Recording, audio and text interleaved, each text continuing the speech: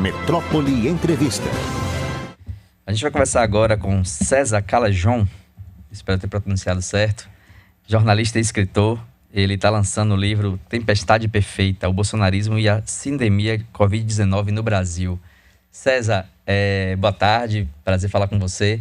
Queria que você explicasse esse conceito da tempestade perfeita, né? Pelo que a gente entende, a tempestade perfeita é aquela que reúne todas as condições possíveis para o pior espetáculo possível, né? O pior fenômeno possível. Você acha que nessa pandemia o bolsonarismo e tudo que ele traz a reboque criou essas condições de uma tempestade perfeita no país? Perfeito, André, é exatamente isso. Boa tarde às amigas e os amigos da rádio que nos escutam nesse momento. Obrigado por me receber no programa e me dar a oportunidade de falar do meu trabalho. É exatamente isso, André. O livro se chama Tempestade Perfeita, o bolsonarismo e a sindemia Covid-19 no Brasil, porque visa avaliar essa interseção entre o bolsonarismo e a Covid-19 no Brasil, entre 2021 e 2020, o que precisamente criou esse cenário dantesco que a gente está vivendo hoje no Brasil, né? Então, muito por conta da inépcia, da negação, de todos os impropérios que a gestão bolsonarista organizou no Brasil durante esse período, o país vive hoje essa tempestade perfeita, o que caracteriza um processo sindêmico. O que isso quer dizer, esse termo, sindemia? Quer dizer que, para muito além de uma crise sanitária, a gente viveu e vive ainda, em ampla medida, uma crise social, política, econômica, diferentes crises interagindo simultaneamente a essa altura do campeonato no Brasil. E isso, André, é muito fácil de perceber, independentemente do teu posicionamento político partidário, da onde você estaciona a tua régua no espectro político-ideológico. Basta observar o preço da gasolina, o preço da cesta básica, o preço do botijão de gás, enfim, fundamentalmente qualquer parâmetro, qualquer indexador social que você escolha para aferir a saúde da nação brasileira hoje em dia, você vai descobrir que tem uma tempestade perfeita estabelecida nesse momento e que a crise é muito séria e tem uma correlação muito séria também entre o próprio bolsonarismo e a Covid-19 no Brasil. Agora, César, a gente tem uma condição social muito agravada, né? A pandemia é muito responsável por isso, o governo é muito responsável por não ter adotado uma série de medidas, mas a gente não teve uma convulsão social nesse período, não teve uma grande revolta, como a gente já viu em outros momentos, como 2013, por exemplo, com aquela revolta dos 20 centavos, que foi agregando outras pautas e se tornou uma mobilização nacional. O que é que você atribui a essa ausência de convulsão social? O que é que está acontecendo para que as pessoas, mesmo em um índice de miserabilidade absurda, não tenham despertado para isso? É uma ótima reflexão, André. Existem alguns fatores aí que eu destacaria nesse sentido. Eu não tenho uma resposta categórica, mas uma reflexão interessante é o seguinte. Em 2013, a mídia hegemônica nacional estava uníssona no sentido de, sobretudo a partir de junho de 2013, né? Junho de 2013 surge como um questionamento muito difuso, considerando o próprio funcionamento da democracia representativa. Ainda em junho de 2013, as demandas não eram contra o Partido dos Trabalhadores, eram contra o próprio funcionamento do Estado. Então você via nas ruas as pessoas demandando mais autonomia para o Ministério Público, reivindicando o preço do transporte público, exigindo mais educação, mais saúde, enfim, era muito difuso esse questionamento. A partir desse ponto, boa parte da direita liberal brasileira, percebendo que existia esse questionamento, começa a catalisar esse processo de questionamento para, de fato, promover o impeachment da Dilma e o que depois viria a ser a inelegibilidade do Lula em 2018. Nesse sentido, o que acontece aí agora é que a mídia hegemônica brasileira não está uníssona no sentido de promover esses atos contra o bolsonarismo. Então você tem veículos que, de fato, estão engajados em, se você percebe claramente, em questionar a administração Bolsonaro, e alguns outros veículos que estão engajados em fazer a manutenção, porque têm interesses muito diretos e muito imediatos. Essa é uma reflexão que eu faria. A outra, André, é o seguinte: o bolsonarismo funciona por meio de forças muito dogmáticas, muito elitistas, que são construções seculares. Então você viu aí, você passou o vídeo dessa pessoa usuário do metrô sendo agredido. Tudo isso tem muito, independentemente do que tenha acontecido nessa ocasião, eu não sei exatamente o que aconteceu aí, as imagens não ficam claras, mas existe toda uma construção histórica e cultural sobre a qual o bolsonarismo se apoia, que não pode ser questionada em 1, 2, 3, 4, 5 anos, porque são processos que vêm sendo elaborados desde do Brasil colônia, do Brasil império, que atuam com base em parâmetros racistas, misóginos e assim por diante. Eu te diria que a falta de mobilização nesse ponto se dá por conta dessas dimensões que eu acabei de salientar, de acordo com a minha avaliação, pelo menos. A gente está conversando com César Calajon, jornalista e escritor. César, para o livro você ouviu doutores de várias áreas, né, de conhecimentos diferentes. Eu queria que você falasse um pouquinho quais foram as áreas que você ouviu. E uma segunda pergunta também já embutida é o seguinte: muito se fala que Bolsonaro apostou nesse descalabro que a pandemia poderia causar, nesse descontrole social, como uma forma, inclusive, de agir com esse radicalismo, né, que ele sempre propõe, e com essas emoções de um líder populista. Você acha que passa por aí? Ele apostou realmente que a pandemia seria algo favorável a ele nesse sentido da desorganização social? Perfeito, eu começo pela segunda. Me parece que ele apostou, mas não deliberadamente, entende, André? Veja, o Bolsonaro, enquanto figura pública, e o bolsonarismo enquanto movimento sociopolítico são extremamente limítrofes, são extremamente unidimensionais. Então, fazendo uma analogia, fazendo uma metáfora simples para as pessoas que nos escutam compreenderem, é como aquele jogador de futebol que não sabe chutar com a perna esquerda, vamos colocar assim. Então, ele tem que cortar sempre para o mesmo lado.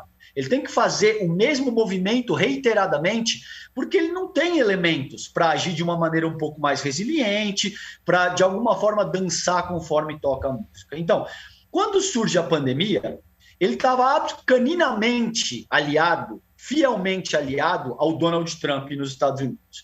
O Donald Trump passa a agir de uma forma a negar a seriedade da pandemia, a dizer que aquilo não era nada. O Bolsonaro vai nessa mesma direção e, apesar do Trump ter se reformulado minimamente, pelo menos depois disso, o Bolsonaro não tem elemento. Então, é por isso que você vê, ele não consegue participar de um debate, ele não consegue participar de uma entrevista que não seja chapa branca, ele fica muito nervoso quando ele tem que se articular de uma maneira minimamente intelectual que seja, simplesmente porque ele não tem recurso para isso. Então, ele age dessa forma, ele se une ao vírus contra a população brasileira simplesmente porque ele não sabe agir de forma diferente. Uma vez que ele agiu essa postura de quem é macho, de quem fala grosso, de quem dá tapa na mesa, de que comigo é assim mesmo que funciona, é só isso que ele sabe fazer, e essa postura levou à catástrofe sem precedente que a gente tem estabelecida hoje no Brasil. Com relação à tua primeira questão, eu ouvi um sem número de profissionais que, então, sociólogos, economistas, políticos, educadores, enfim, médicos, evidentemente, sanitaristas, um sem número de profissionais que me ajudaram a fazer essa reflexão, André, porque é um assunto muito amplo. Estudar a interseção do próprio bolsonarismo com a Covid-19 transcende em ampla medida a minha própria formação enquanto jornalista, o mestrado que eu estou fazendo na Universidade de São Paulo, que é de mudança social e participação política, e por isso eu precisei me apoiar em outros estudos, em pessoas que, de alguma maneira, trazem um conteúdo que não estão fora da minha especialidade nesse sentido, e tem aí pelo menos 20, 30 pessoas que eu entrevistei, historiadores, enfim, pessoas de diferentes disciplinas que me ajudaram a fazer a reflexão nesse sentido. César, você trouxe uma metáfora do futebol, né, do jogador que só tem um recurso, só corta para um lado. Eu lembrei até do holandês Robben, que inclusive chegou a uma final de Copa do Mundo e só sabia fazer um drible para um lado. mas ele não era marcado, não conseguiam inviabilizar o único lance que ele tinha. E aí, estendendo essa metáfora para o governo Bolsonaro, a gente já sabe todas as táticas que Bolsonaro usa, a forma como ele faz para atrair o holofote para determinado assunto que ele quer pautar, mas ainda assim não consegue frear essa atitude dele. Ele invariavelmente dá certo, né, na retórica. Ele consegue, mesmo com poucos recursos e várias limitações cognitivas, pautar a grande imprensa, as mídias sociais. A que se deve essa falta de marcação, que a gente ainda não conseguiu bloquear esse tipo de discurso, que continua reverberando, ganhando força, mesmo com 3 anos de governo e sem muita coisa para apresentar? É uma ótima reflexão, André. No meu primeiro livro, de forma muito breve, para não me estender muito, eu uso 5 vetores para fazer essa reflexão acerca da ascensão do bolsonarismo no Brasil do século XXI. O primeiro é o antipetismo, o segundo é o elitismo histórico-cultural, o terceiro é o dogma religioso, o quarto é a sensação de antissistema e o quinto são novas ferramentas e estratégias de comunicação, tais como Facebook, WhatsApp, etc., que foram utilizados para avançar discursos de medo ou discursos de ódio em 2018. Alguns pilares desses que eu acabei de citar arrefeceram. Outros 2, principalmente, no que diz respeito ao elitismo histórico-cultural e ao dogma religioso, são muito difíceis de serem questionados e de serem alterados no curto prazo. Por quê? Porque são construções seculares e que lidam com dogma, como o próprio nome já diz. Quando você tem uma construção que é secular, ou seja, desde fundamentalmente do início do processo de colonização do Brasil, você tem essa narrativa que diz que quem tem que governar o país são homens brancos heterossexuais, que mulheres são inferiores, que negros são inferiores, que gays são inferiores. Essa é a narrativa fundamental e resumindo, considerando o tempo que a gente tem para a nossa discussão aqui nessa ocasião, do elitismo histórico-cultural. O Bolsonaro e o bolsonarismo se apoiam em ampla medida no elitismo histórico-cultural. É muito difícil de questionar isso no curto prazo, como eu te disse, porque essas narrativas vêm sendo consolidadas ao longo de séculos. Então é extremamente difícil de mudar isso em 5, 10, 20, 30 anos. Isso é um processo de longuíssimo prazo, caso a gente seja capaz de investir numa espécie muito específica de educação libertadora. O dogma religioso, como o próprio nome já diz, não permite o debate. Então, se você está submetido ao dogma religioso, seja na doutrina ou na religião que for, ele não te permite o debate, ele não te permite discutir. É por isso que várias vertentes hoje que estão estabelecidas no Brasil diz que a mulher tem que ser submissa, que gay é inferior, que negro é inferior. E esse dogma religioso, de novo, tem muita aderência com o próprio bolsonarismo. Isso responde à tua pergunta, na minha opinião, porque, a despeito dele ser muito limitado e muito restrito e muito frágil intelectualmente, ele se apoia em construções seculares e dogmáticas que têm uma boa aderência com boa parte da população brasileira ainda em 2021. César, e pensando no cenário de 2022, então, né? Por exemplo, essa questão que você citou do antissistema, isso ele perde para a eleição de 2022 porque ele é o próprio governo, não pode se defender mais como um outsider, como ele se colocou. Esses outros pontos que você disse, né? O dogma religioso e esse elitismo histórico, você acha que ele vai exacerbar essas questões para trazer para a eleição de 2022? E como os outros candidatos se colocam nessa disposição, e aí a gente fala mais propriamente de Lula, que lidera as pesquisas, e tem uma origem histórica, inclusive, de um retirante nordestino, de alguém que enfrentou a fome. Como é que isso polariza no debate de 2022 e se coloca nessa disputa? Me parece, André, que o Bolsonaro e o bolsonarismo, como eu te disse, por serem muito unidimensionais, eles vão tentar recapitular o que deu certo em 2018, até porque eles não sabem fazer diferente, utilizando a metáfora aí do jogador de futebol. E isso é o que eles sabem fazer. Eles sabem apelar para o ódio, apelar para elitismo histórico-cultural, apelar para o dogma religioso, enfim, é isso que eles vão tentar fazer novamente para 2022. O quanto a fórmula que o elegeu em 2018 vai ser eficiente em 2022 é questionável. Porque, veja, imagina o seguinte, cara, um organismo social, ele é como um organismo, como um corpo, como uma composição orgânica.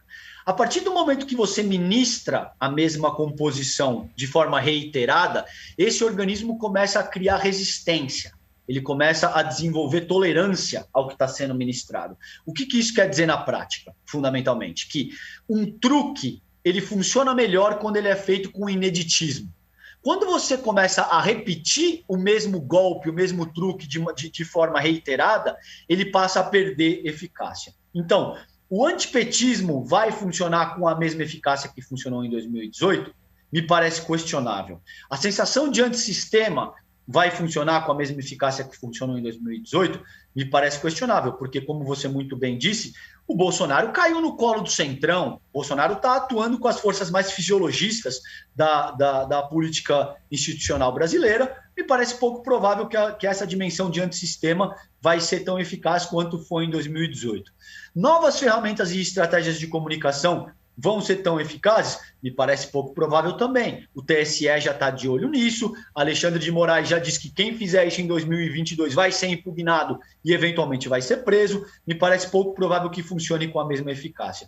Agora, como eu te disse, elitismo histórico, cultural e dogma religioso vão surtir algum efeito na mesma medida, porque são construções seculares e que atuam com dogma, atuam com base na restrição do debate. O Lula, que é o ponto que você colocou, independentemente de gostar dele ou não, sintetiza o raciocínio antagônico.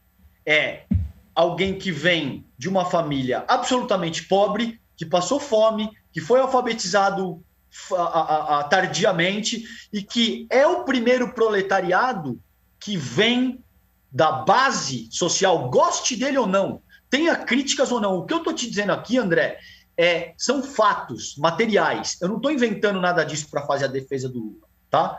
Então, goste dele ou não, o Lula é o primeiro cara que sai do chão de fábrica e que assume a presidência da República. Então, é por isso que ele desperta tanto ódio, sobretudo nas camadas mais elitistas do sul e do sudeste do Brasil, que acreditam que quem tem que mandar no mundo são doutores, são grandes empresários, são homens brancos, heterossexuais e aí por diante. Então, me parece que para 2022 a gente vai ter esse choque de forças antagônicas, o Bolsonaro representando tudo isso que eu já te disse na figura de um próprio elitismo histórico-cultural e dogma religioso, e o Lula, de alguma forma, representando, sim, um processo democrático que visa emancipar boa parte da população brasileira, a despeito de todas as críticas que você possa ter contra o Lula e contra o lulopetismo, na minha avaliação, pelo menos. A gente conversou aqui com César Calajon, jornalista, escritor, mestrando pela USP e autor do livro Tempestade Perfeita, o bolsonarismo e a sindemia Covid-19 no Brasil. César, agradeço muito pela conversa, pelos seus esclarecimentos, excelentes esclarecimentos, e fica à disposição aqui para a gente retornar. Eu que te agradeço, André. Obrigado, e obrigado às amigas e os amigos da rádio que nos ouviram nesse momento. Boa tarde para todos.